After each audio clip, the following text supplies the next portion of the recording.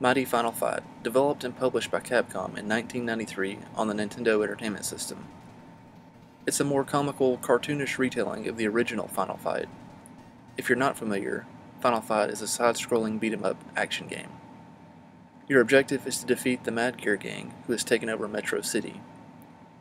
You can play as one of 3 characters in the game: Cody, whose girlfriend Jessica has been kidnapped by the Mad Gear Gang; Guy, Cody's good friend; or Mike Haggar, mayor of Metro City and father of Jessica. What's nice is that each character has their own unique playstyle. Guy is the quickest and weakest of the 3, Haggar is the strongest and slowest, and Cody is somewhere in between. Though Cody and Guy's styles are similar, there are enough differences between them to make them unique from one another.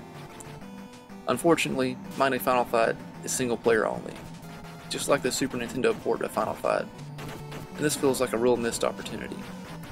Given that there are other co-op beat-em-ups on the system, and the fact that Mighty Final Fight was a later NES release, it's really unfortunate that this feature wasn't included here. But what the game does have, it does really well. It looks great, with its cute, cartoony characters, reminiscent of River City Ransom. The stages are clearly and colorfully rendered, and to me I think it's pretty cool to see Final Fight through an 8-bit lens. The controls are very simple and easy to grasp, as the game uses the tried and true Final Fight control scheme that we all know and love. The B button attacks, the A button jumps, and of course you move your character with the D-pad. The most basic way to attack enemies are with striking combos, usually a punching combination topped off with a kick. You can mix things up with jumping kicks, the occasional knife you find on the ground, and grappling, which leads into more strikes, throws, and Mike Haggar's famous piledriver. So in this way, Mighty Final Fight continues on with the basic gameplay established within the series. Something that really sets Mighty Final Fight apart from the other Final Fights is that as you defeat enemies you gain experience points. This allows you to level up your characters and unlock a special move for each one. The level system is something that you really don't have to watch or manage.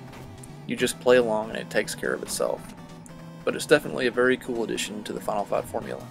There are 5 stages in the game, beginning in the slums and ending in the Bay Area. These stages are noticeably shorter in Mighty Final Fight than in the original, and there are also fewer enemy types. What enemies you do encounter are all different enough from each other so that each one has its own quirks, and requires a slightly different strategy to deal with. At the end of each stage you encounter a boss. These bosses, such as Damned and Sodom, will be familiar to fans of the Final Fight series. You'll also find that there are 2 bonus stages in the game, which require you to smash rolling barrels. Depending on how many you successfully destroy, you will be awarded anything from extra experience points to extra lives or continues.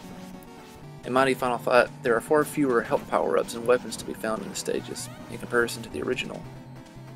This is fine though, as they really aren't needed.